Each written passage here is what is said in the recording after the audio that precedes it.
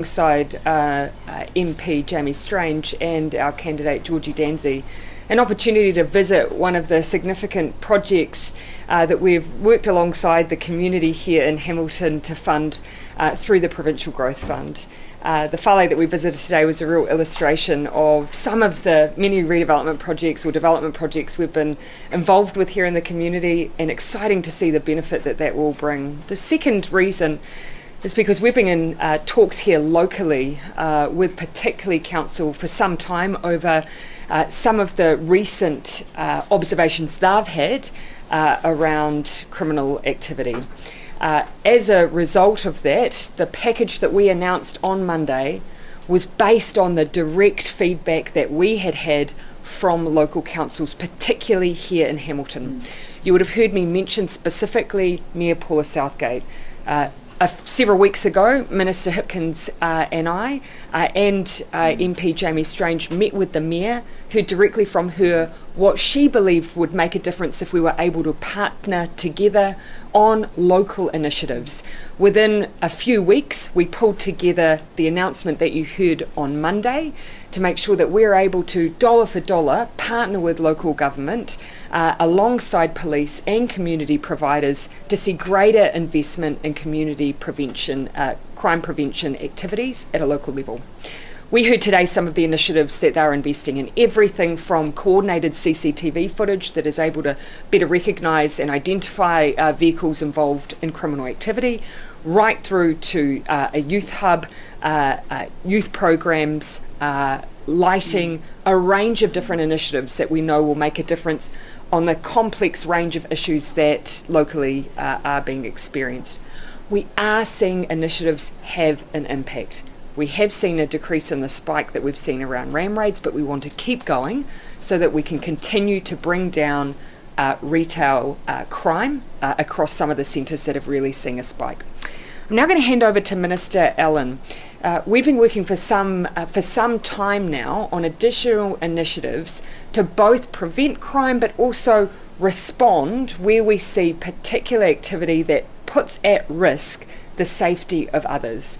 That includes the issue of fleeing drivers, which has been of concern to us as a government for some time. Today we're announcing the culmination of a longer term piece of work to try and better support the police initiative to respond to the issue of fleeing drivers. Well, thank you, Prime Minister. Good afternoon all. I think if there's one thing that we could hope that people, New Zealanders listening to our announcement today with respect to fleeing drivers, is that if you are thinking of being a fleeing driver, fleeing from the police, there will indeed be tougher consequences. I just want to say that earlier this week the police announced that they would be introducing a new framework that would help rebalance their decision making around when they choose to pursue drivers. We also know that we have a role to play. Evidence shows us that penalties that lead to loss, for example vehicles, can be an effective tool at reducing harm. So the changes that we're announcing today will first increase the maximum driver licence disqualification periods, particularly for that second offence. Secondly, we are amending the Sentencing Act so that a vehicle can be forfeited on conviction for failing to stop. Offenders that could have their vehicle permanently removed and would not get any of the proceeds of the sale for that vehicle. And third, we are going to allow police to impound a vehicle for 28 days if the owner fails or refuses or provides false or misleading information to identify a fleeing driver. Finally, I just want to note that while, of course, no law can ever stop an offender from choosing to flee, evidence indicates that the changes most likely to influence offender behaviour are those that create a greater likelihood of getting caught and then losing their access to their vehicle for a longer period of time. So to put it simply, if you choose to flee from police, you can expect to lose your vehicle.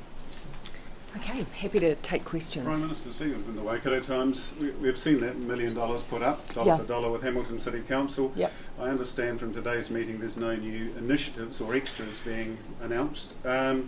Just checking if that's correct. Yes. And also that, as an ex-Hamilton girl, in effect, is it a shame for you to come back to one of your home cities and have to have this sort of discussion? The first thing, you're correct. What we were here today is to look at some of the initiatives that are already underway. And Council does have an extensive range working alongside police and community providers, having come together back in 2021 to establish this team. They've already been working on a number of initiatives. What they tell me today is that by coming forward as central government to produce extra funding, they can see now an opportunity to grow some of the initiatives they've been investing in. So today there was no additional ask, just an exploration of what they're already doing, plus a few ideas for us to take away around extra areas we can look to as we look across, for instance, our legal framework, but also some of our initiatives going forward. On the second question, look, of course, I come through Hamilton and spend time in Hamilton for a number of reasons, some work, some personal. My observations when I come here are not of the criminality, but actually of the vast development and change that has gone on here over the past decade. People are coming here because it is a great place to live, to work and to raise your family. But this city has an aspiration to be the safest city in New Zealand, and we have a job to do to support the city with its aspiration. Has the city said where it's likely to spend the $1 million government's putting up? They're having a meeting in the next couple of days, so they're actually intending to get together quite quickly and start looking at some of the extra projects they may be able to fund. But I was really impressed to see the range of initiatives they already have underway, including some of the youth programs they've been working on, which I do believe will make a difference. Thank you. Minister Allen, may I pose a question to you? Quite often we see that the drivers in these vehicles that are fleeing are not in their own vehicles, they are stolen vehicles. So where does that fit in with what you're announcing today? Yeah, absolutely. So I think there's a couple of things there. So firstly, that's where you see the penalty increase and uplifts for those that particularly are committing a second offence. Secondly, I think that there are a broad range of tools that are available to the police, but they've had struggled to be able to capture some of those people as a consequence of their internal policy. So today's announcements, coupled with what the police announced earlier this week on Tuesday, can give New Zealanders a greater assurance that they'll be able to deploy these penalties in a way I think New Zealanders would hope and expect. There's still a lack of detail though around how an officer makes that call on whether to pursue. Have you come to any? Yeah, look, that is something for the police to work through, but what we heard very strongly is that they're looking to rebalance the way that they make their decisions when it comes to pursuing drivers. So I think there's a general acceptance that once you can catch an offender, for example, if they're in a stolen vehicle, okay, there are a range of penalties and consequences that they can face. Those consequences are adequate, but it's that part where it comes to catching them. So where we're confident with what the police have announced and coupled with today's announcements, we think that the tools available for the police to be able to apprehend offenders who have been conducting these types of crimes, we can feel confident that they've got the abilities to do that. Can I just add one quick extra piece on there? Everything we've done today has been based on the advice of the police. So whether or not they choose to pursue someone, that is totally for the police. But what they've told us is they have noticed, of course, when there's the risk of the loss of your vehicle, that makes a difference. And secondly, there have been occasions where it's been very difficult for them to ascertain who it is that was driving. And so the ability to use that impoundment where a vehicle is being used for a fleeing offence, they also believe that will make a difference. But it is, for stolen vehicles, it is about looking across the board at what can be done. I just want to commend here locally, the team who have been working on crime prevention here have identified particular at-risk areas where cars are being stolen and have, for instance, produced free immobilisers and other tools to try and reduce down those thefts. Kind of an illustration of where government plays its role, and locally you see that too. Minister Allen, how many of those drivers are already disqualified? Yeah, look, so there's a couple of ways that I could answer that. The one being is that what the police have seen over the past year is that there have been an addition of 2,000 fleeing drivers over this last 12 months since there's been that policy change. So we know that there's a real issue here. Now, the range of the types of people that have evaded or have undertaken those types of activities, they are relatively diverse. So in terms of quantifiable numbers of who has licences and who doesn't, is probably a secondary consideration, because what the police have asked us for is we need these tools once we have caught them, because we're able to pursue them. We need to make sure that there are tougher penalties that they face, but particularly what the evidence is showing us is it's the vehicle. Once we take the vehicle, that is indeed the influencing factor which dissuades the offending in the first instance. And look, the courts have the ability across a range of tools, if they're already disqualified, to use other penalties if that's not considered effective. I mean, because we have a huge number of people in prison without their licences, don't we? Yeah. And look. So in here, as Minister Allen, as Minister Hipkins will tell you, you're right. We do have a number of criminal offences where actually it's not often a fleeing driver offence. It may just be that they have been driving but without the legal right to drive. So we have been funding a number of initiatives through, for instance, the Howard League for Penal Reform, to try and reduce the likelihood of those individuals ending up back in prison simply because they don't have a licence. That driver licensing program has been extraordinarily effective. I'd be happy to provide you with the numbers, but we are trying to remove every barrier to someone driving without a licence. Keep in mind though, fleeing drivers, there's a number of reasons people flee. And in many cases it will be because they've been engaging in very direct criminal activity and they have been sought by the police, as opposed to simply someone just fleeing because they don't have a licence. And Libby, the other one I just want to pick up there is, again, getting back to what the evidence is showing. We've constantly and consistently said that on matters of law and order, crime prevention, we're going to be evidence-based. We know that the apprehension of the asset, the vehicle or the cash or whatever it might be, that's why you see that as our particular target, because we know it works. I feel like we're going to need a name like Crusher Collards for you. No, I mean, look, again, here, I'm going to push back on any suggestion around something like that. The reason this has been done is because of the evidence base. We actually use a policy like that as a lesson of when you go off down a track and do something just simply because of how it sounds. There were 2 cars crushed as a result of that. The police came to us and said, we already have the ability to forfeiture a vehicle. We know it has an impact and we know it's effective. Can you please expand the range of situations where we can do that? So, Minister Allen, why didn't you make this announcement on Monday? And is this just policy on the fly? Should I? I was like, I wasn't there on Monday, so I'll give that to the Prime Minister. Monday was an opportunity for us to speak directly to issues around retail crime. The issue of fleeing drivers sometimes will be associated with ram raids, but not always. This is a policy we've been working on for months, and of course also we were aware that the police would have their own operational announcements, and we were conscious of that as well. But that's simply the only reason. So this is an opportunity to announce it today while you're talking about police things and the ministers. Indeed, and the minister's in some proximity. Sometimes it's the issue is as boring as logistics. But we also wanted to be careful not to conflate the issue solely around retail crime and fleeing drivers. The issue of fleeing drivers is often much broader. I think that there is something that we can pick up from what you've just observed, though, is that earlier this week the Prime Minister and Minister Hipkins, they were addressing areas of retail crime.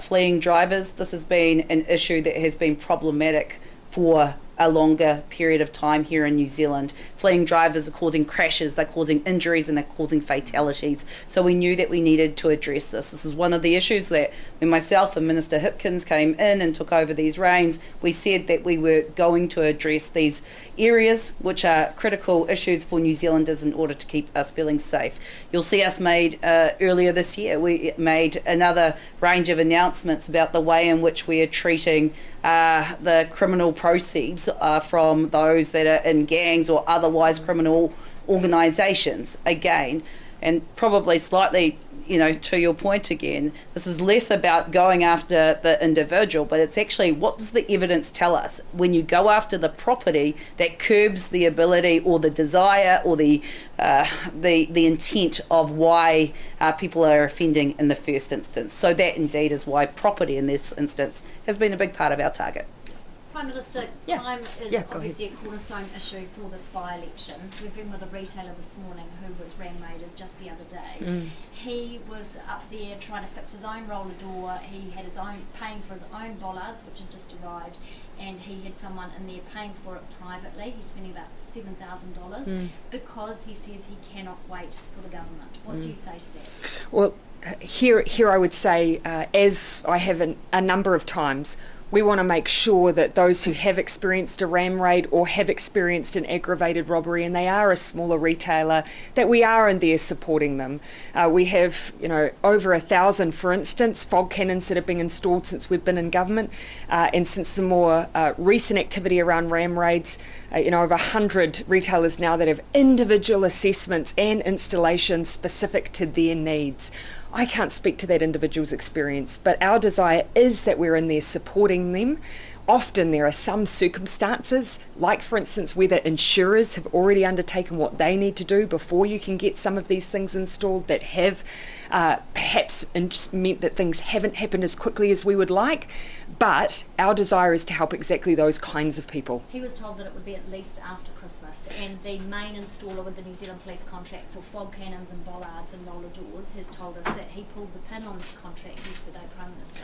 What do you say to that? He says that there is simply no plan in place. So I'd push back a little, if I may. We have doubled, or the police have doubled, the number of contractors they are working with, because we want to speed up the pace at which retailers are getting that support. There had been a smaller number that wasn't getting out the door as quickly as the police wanted to, and that's why they've expanded the number of contractors they're working with. Do you accept then that the fog cannons, for instance, that we've got coming into the country, Minister Hickins announced the other day that we had them, there were more coming by Christmas, great news, but they are, in the words of this particular installer and also the importer of fog cannons in New Zealand, the trademark fog cannons, they're saying they are a cheaper version. Is this just trying to alleviate the delays? Again, I just come back to my original answer. We want to make sure that those crime prevention tools, like fog cannons, are getting out the door and supporting retailers as quickly as possible. One way to do that is to ensure that we have a greater number of them available and more contractors. That's what the police have done. I can't speak to one individual contractor's experience. The second point is we were very clear when we made the announcement on Monday. Unfortunately, there is global demand at the moment. New Zealand is not alone in experiencing the spike of retail crime. It means there's a lot of demand for fog cannons. We do have several hundred in the country, but we have also openly said it will take some time for a larger number and a bigger scale to be able to be reached by the program. He's talking about the overall plan, Prime Minister. So am I. Yep. And there's a lot of detail in the Monday announcement around the numbers we already have in the country and what we expect in the future as to how long it would take us to get to that targeted group of those who have experienced aggravated robbery and ram raids. But just to acknowledge, you've both asked me, how do we make sure it happens more quickly, and also criticised the idea of bringing in more contractors. Yeah. We won't get them out the door more quickly unless we have more contractors. Correct. Prime Minister, can I ask some very quick questions from the gallery on entrenchment. Just to check, were you in caucus when the Greens idea was discussed around entrenchment? Yes, and I've also discussed and pointed out that entrenchment is generally understood to be a threshold of 75%. Sure. What was the caucus view on entrenchment? Again, was there any dissent on it over the Again, of course, conversations in caucus are kept in caucus, yes. But what we've already said is that we took a view on the principle of ensuring that a public asset like water is absolutely protected from privatisation. And I think that's a view generally shared by New Zealanders. Entrenchment is commonly understood to be around a supermajority, 75%. What came before Parliament was a more novel approach. What I've said on record is that we will look to see if we can resolve some of the concerns that exist. What we intend to take to Business Committee, just to be clear, is not that individual component of the bill, but instead a wider discussion around where entrenchment is used by the Parliament. And the galleries asked me to ask, why are you revisiting that whole thing. Yeah, so hopefully I just covered that in the previous sure. question. And again, just to double check, Yep. in terms of the party's decision on giving support to that matter, what were you aware of? I think I've probably covered You that in you my feel first it? question. Understand. Yeah. Sorry, we have one more and then go. Last one, it's you. Questions regarding the by-election. Yeah. So Georgie, come on over. Is it We'll get out of your way. is it crucial for Labour to win, and why? We are working hard in this seat because this is a city that's important to us. And also because, of course, we have a local candidate here who passionately believes in her community and has passionately advocated for it. Georgie's lived here for several decades. She has a business here, she's an advocate. I believe that Hamilton will be best represented by having a local community member in Parliament with a Labour government. And do you see? Did you want to add anything? I felt like it was for me to go on your very back. well, Do you see this by-election as a test for how the public are feeling? Yeah, and actually you could have asked me that for any by-election that we've had. Each by-election is unique to the seat, is unique to the issues for that community. That is how we campaign on them. That is how we front up to them. It's about Hamilton West, and that's why we're here talking about issues that I know Hamilton West cares about. This is a bellwether seat though, Prime Minister. Oh, yeah, just again, I'll just share what I've shared a couple of times. When Hamilton West, in 2017, when we took office, we lost Hamilton West by quite some margin. So that's not generally the way bellwether seats are characterised. All right, thanks everyone. Prime Minister, Go. Oh, you you're, did tell us we'd have some time on the by-election at the end. Can I Yeah. have one more question, please? yeah, perhaps if you have the last by-election Thank you. question, go What ahead. are you hearing in terms of voter turnout, early voting? What's the word on the ground between amongst your supporters? Yeah, I haven't. For me, I would say a bit early to say, Yeah, I but can Georgie, do you definitely want to speak to that? So, look, when I've been out in communities and speaking to people, I've got a lot of interest in the election and wanting to really get out. What we're focusing on is ensuring that we are getting to every voter we can, so that they do get out and vote. We hope we not, and I want to touch on that question before regarding it being a bellwether seat, and if this is an indication of the election next year. And from what I see in the community, is that's absolutely not the case. And the reason for that is because, although I would love to have 80%, 100% turnout in this by-election, I feel like it's quite unlikely we're going to get that. With the Tauranga by-election sitting at 40%, we're not going to get our full voter turnout. Look, we're doing everything we can to get voters out, and I hope that they get out and vote as much, but that's where we're at the moment. Cool. Thank you, everyone. Thank you.